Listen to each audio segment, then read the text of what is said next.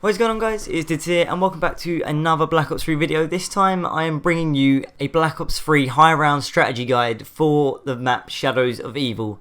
Now, I've had a lot of questions about this in my live stream and stuff like that. How do you get to this, like how do you get so high? How do you upgrade this? How do you upgrade that? So in this video it's going to include everything you need, and it's going to include other links to other videos on my channel which will actually answer any of your questions. But if you do have any other questions, please feel free to comment in the comment section. I will try and update it. But for now, enjoy the video, guys. Okay, so the main things you're going to need for this strategy, you're going to need the Wonder Weapon, which is the Nar Astagua. You're going to need the Ray Gun. You're going to need the 4 perks, which include Jug, Speed Cola, either Widow's Wine or Stamina Up, and then Quick Revive. You're also going to need the Zombie Shield, or the Rocket Shield as it's known, and you're going to need the Sword. Okay, so there's 4 optional things you will need for this strategy as well. These are totally up to you whether you want to get them or not. They just help in higher rounds. If you're going to like 30 or 40, then you don't necessarily need these. But if you're going to go to the 50s and 60s, and maybe even higher than that to like the 100s, then I definitely think about getting these. Now, one of these is the Civil Protector Robot. You obviously need 3 fuses around the map. It's fairly simple to get. And he will actually help you kill off zombies, but I'm not really too sure if he's that effective. You need to upgrade the sword that you can get into the elemental sword. This just upgrades the power. It gives you like extra abilities with it and stuff like that, and it's actually really good. I think it's like a one-hit kill up until at least round 40, which is what I tested it on. You also need Little Arnie, which is like, it's similar to a Monkey Bomb, but obviously it's the Shadows of Evil version. I haven't actually got a lot of info on this because I haven't actually done it myself, but I will be looking into this soon. And of course, with the perks, they can either differ between Jug, Speed, Stamina Up, and Quick Revive, or you can swap Stamina Up out for Widow's Vine. Like I mentioned earlier, it's better to have probably Stamina Up if you're into the 60s or 70s or like 50 plus, because Widow's Vine kind of gets a lot more hassle than what it's worth. Okay, so basically to set up, you want to try and get everything done as soon as you can. So that includes building the Rocket Shield, finding all the parts of the Wonder Weapon, and unlocking Pack-a-Punch. Now, I'm not going to put explanations for all of these because I don't think they're very necessary, and links will be in the description and at the end of the video, or an overlay for you guys for the step-by-step guide. But basically just buy yourself a wall weapon, build up as many points as you can, try and upgrade all of the rituals and stuff like that. And then basically the place you're going to train in is by the Pack-a-Punch. Once you've opened Pack-a-Punch, you can train just by the place where you pick up the sword with the Nar Astagua and like your ray gun, and it's really simple, guys. It's really easy to hoard up. It's pretty good for ammo as well. If you get like full hoards, I think in the early rounds up until like 30-35, you can actually just stand there and shoot the Wonder Weapon. Like, you don't even have to move. You can literally just stand there and shoot like half hordes or whatever. You don't actually have to like properly train up the whole horde. But yeah, once you get into the higher rounds, you do need to save ammo. Then obviously you can use your ray gun to get max ammos. You can use your Nar Astagua on full hordes rather than the thing. And also the ray gun is good for killing the zombie boss. And then if you do get stuck, you can actually use the chain trap as well. That does actually help. It doesn't unfortunately give you drops or anything like that. But it does help you in the long run of killing off hordes. So if you need to save ammo, you could maybe run one round with the one horde with the Wonder Weapon where you actually kill it with that, and then the next horde you could run through the trap. And you can actually slide back and forth through this like in the old games as well, so it's pretty good like that. So let's talk about the Zombie Shield. There's not really a great deal of places that you can actually build the Zombie Shield that are effective with this high round, but one place I have actually learned, and I've actually seen a lot of people using it as well, and one that I use myself. I actually put the shield at in the Canal District. There's one just by the monorail station that you can build it on, and with the teleporting system you can literally go straight out of the door, quickly grab the Zombie Shield and pop straight back into the riff or the Pack-a-Punch area place. And it makes it really effective because obviously the Zombie Shield is a necessity. You can use it to kill it in the help kill the zombies in the early rounds, and it just basically protects your back. So I'd fully recommend doing this, guys. Okay, so let's talk about the things that you can do when you run out of, or you're low on ammo. So one thing you can do if you are running low on ammo, I wouldn't recommend this if you're running out of ammo, is actually you can run traps. Now the trap, like I said, was the chain trap. It's literally in front of the Pack-a-Punch. You can just run through that, quickly hold up by the Pack-a-Punch and run back through, and it should kill them on both sides.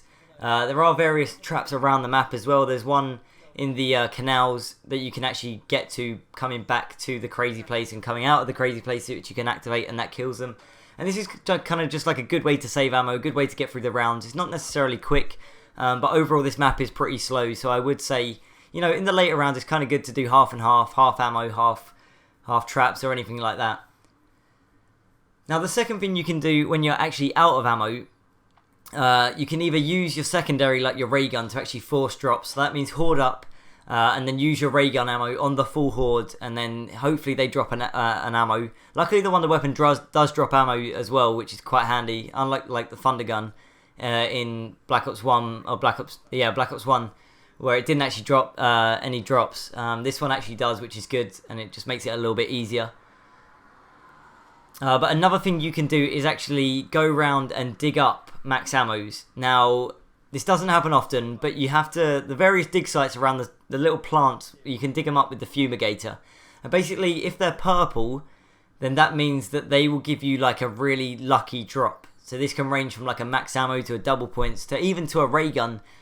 But there's 3 stages of these plants that they actually come in. The first stage is like a yellowy green, the second stage is red, and then the final stage is like a purple. Now, you obviously want to wait for them to get purple, so kind of don't rush into actually digging in the first few rounds. Obviously, you need to wait for them to be purple to actually get hold of the Wonder Weapon part, and this can actually be helpful to get max ammos in the later rounds.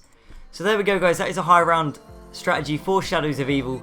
Hopefully you guys did enjoy this, and hopefully it was very, very helpful. If you do have any other questions or anything like that you do want to ask me, please feel free to leave a comment in the description below, or come and check out my live stream for more information, and I will definitely answer the questions in chat.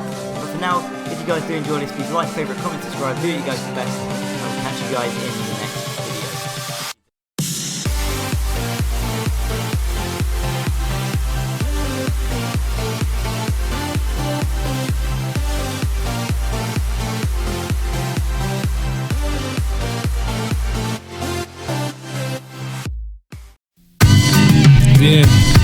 Yeah, what's good?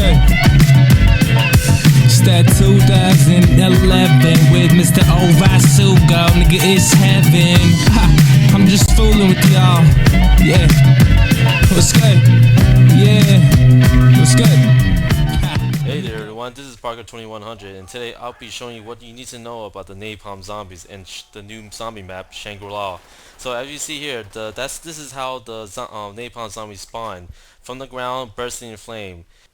Napalm zombies can spawn right under your feet, so watch out if there's any fire just appearing out of nowhere, and get out there quick before you get burned.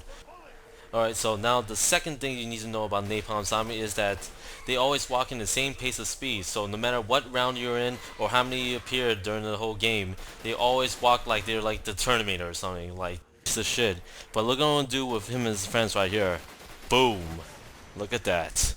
Third thing you need to know, napalm zombies explode when they take enough damage, but they do have high health, so be very cautious when it comes to that. And you can see here the flames that are left behind the napalm zombie will take care of any zombie that try to go through it.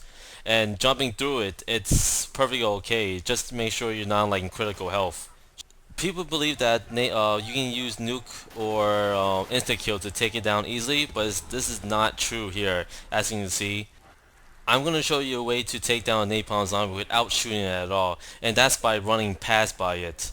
Even though I'm down right now, he just exploded like Electro.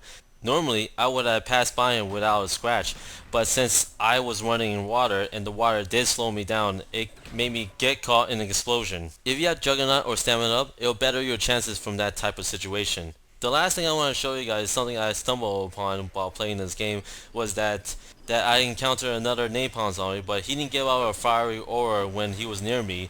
I don't know if it had to do anything with the water just got poured on him, but if you guys know the answer, leave a message or comment me below. This is Parker2100 signing out.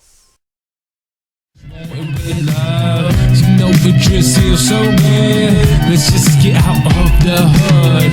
Raise up, stand up, do what you want with love. You know it just feels so good. Let's just get out of the hood. Raise up, stand up, do what you want with love. You know know it just feels so good. Let's just get out of the hood. Thank you, and you, everybody, yeah, for inspiration.